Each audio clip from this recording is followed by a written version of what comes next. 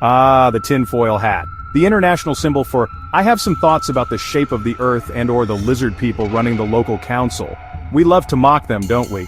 We picture some chap in his basement surrounded by blurry photos and red string, muttering about chemtrails. It's a comforting image because it allows us to dismiss anything that sounds a bit, well, bonkers.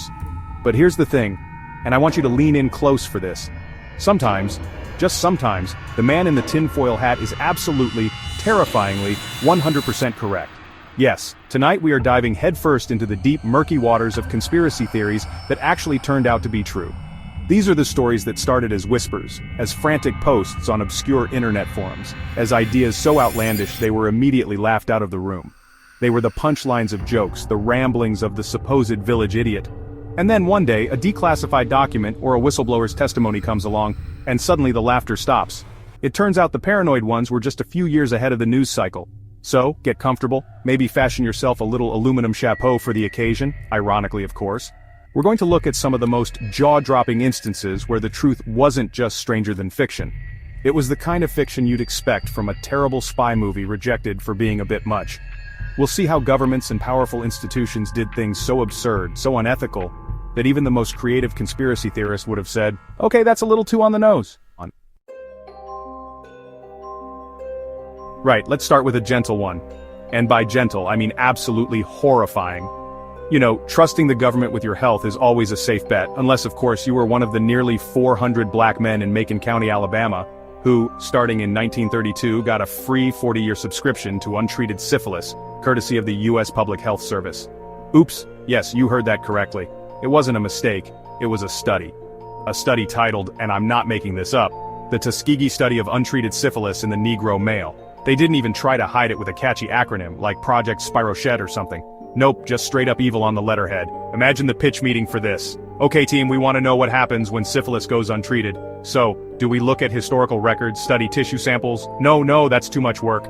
I've got a better idea. Let's find a vulnerable, impoverished community of sharecroppers, tell them they're getting free healthcare for bad blood, a wonderfully vague term, and then just watch. Like a nature documentary, but instead of majestic lions, it's just human suffering and devastating neurological damage. The sheer, breathtaking cynicism of it is almost impressive, in the way a giant sinkhole is impressive right before it swallows your car. They didn't just passively observe either. Oh no, that would be lazy villainy.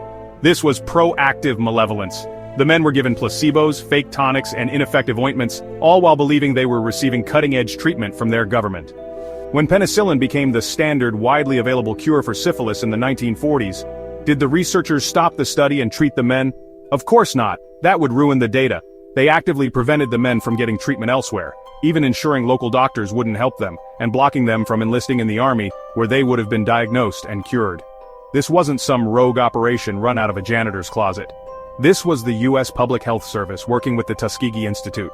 For 40 years, that's longer than the Beatles were together, longer than the entire lifespan of the VHS tape, this study continued. It wasn't some deep dark secret whispered in back alleys, it was published in medical journals. Doctors and nurses went along with it. It only ended in 1972 when a whistleblower, Peter Buxton, finally leaked the story to the press. For 4 decades, the conspiracy wasn't that the government was doing something evil. The conspiracy was the silence of everyone who knew.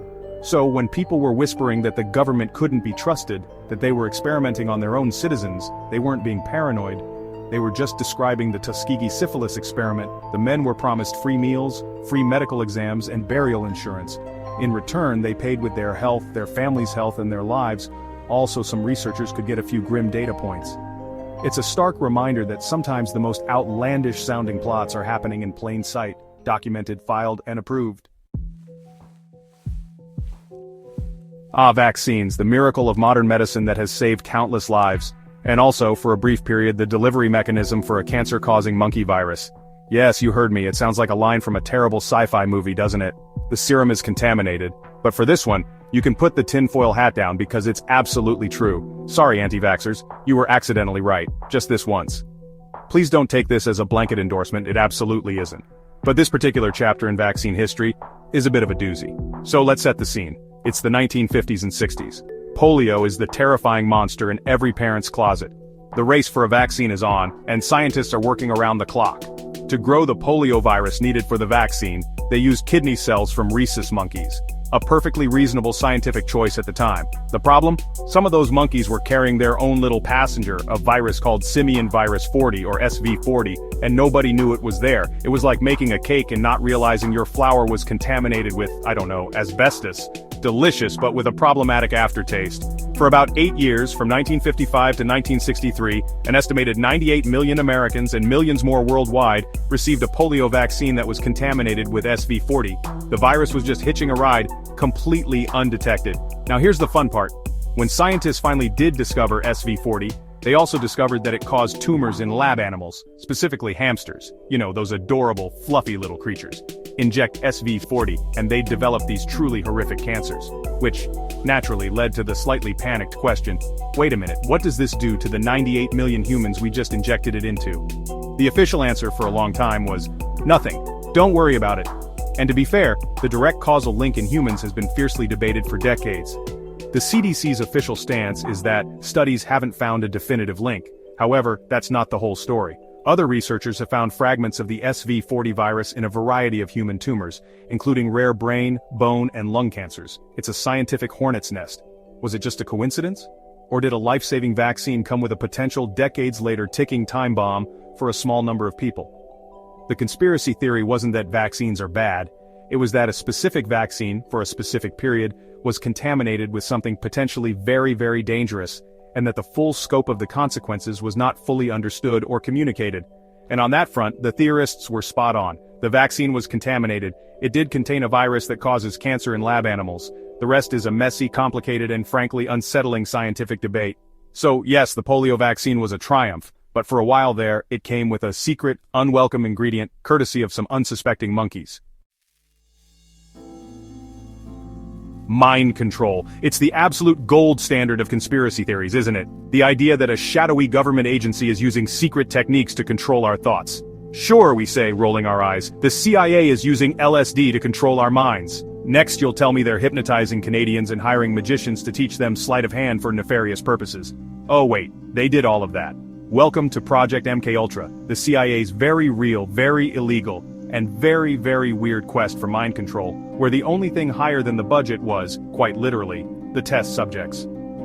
Launched in the early 1950s, at the height of Cold War paranoia, MKUltra was the CIA's answer to a terrifying question: what if the Soviets figured out brainwashing first? Their solution wasn't diplomacy or counterintelligence, it was to beat them at their own game by becoming the masters of mind-fuckery. The project was vast, operating out of 80 different institutions including universities, hospitals, and prisons, and their methods were creative. They experimented with hypnosis, sensory deprivation, psychological abuse, and of course their star player lysergic acid diethylamide, or LSD. The CIA was absolutely obsessed with LSD. They saw it as a potential truth serum, a way to break down enemy agents, or even a tool for discrediting foreign leaders. Imagine a televised speech by a world leader suddenly turning into a rambling monologue about the beautiful colors of his own hands. That was the dream. To test this, they dosed thousands of people, both witting and unwitting participants. They slipped LSD into the drinks of their own agents like a prank from hell. One scientist, Frank Olson, was secretly dosed, had a psychotic breakdown, and fell to his death from a hotel window a week later. The official story was suicide, but his family fought for decades, convinced it was something more sinister. And it gets weirder. They paid a mobster, the infamous Whitey Bulger, to dose patrons at a brothel with LSD so agents could watch their reactions through a two-way mirror. That's right. The CIA outsourced its human rights abuses to the Boston mob. They also hired a magician, John Mulholland, and paid him thousands of dollars to write a top-secret manual on trickery and misdirection, basically a how to spike drinks for dummies guide for spies.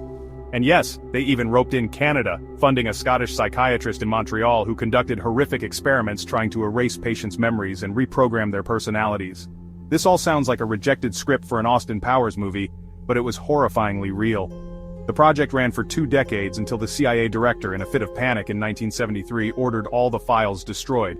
He almost succeeded, but a few boxes were misfiled and survived, eventually being unearthed by journalists and congressional investigators. What they found was a program so unethical and out of control that it made James Bond look like a mild-mannered accountant. So the next time someone mentions government mind control, remember MKUltra. They weren't just thinking about it, they were actively trying to do it, with a cocktail of drugs, magic tricks, and a complete disregard for human life. So, there you have it. Untreated syphilis studies, cancer viruses and vaccines, and the CIA's acid-fueled brainwashing program. These aren't just wild tales from the internet's darkest corners, they are documented, verified, and utterly shameful chapters of our history. They serve as a chilling reminder that institutional power, when unchecked, can drift into territories of malice and absurdity that defy belief. The people who first spoke of these things were dismissed as crackpots, lunatics, and paranoid fantasists. They were told to take off their tinfoil hats and rejoin reality. The uncomfortable truth is that reality is sometimes far more paranoid than any fantasy we could invent. It's easy to laugh at these stories now, separated by the comfortable buffer of time. But for the people who lived through them, the men in Tuskegee, the people who received the contaminated vaccine, the unwitting subjects of MKUltra, it was a terrifying, life-altering reality. It shows that skepticism shouldn't just be reserved for those who question authority, but for authority itself. Blind trust is a luxury that history has repeatedly shown we cannot afford. And that brings us to today. We live in an age overflowing with conspiracy theories, from the mundane to the truly galactic. Most are, let's be honest, complete and utter nonsense. But the lesson from tonight isn't to believe everything you hear, it's to remember that the truth can sometimes be found in the most unlikely of places. So next time your friend tells you the government is putting microchips in your cereal, maybe don't laugh too hard, ask to see the box. After all, history loves a good plot twist.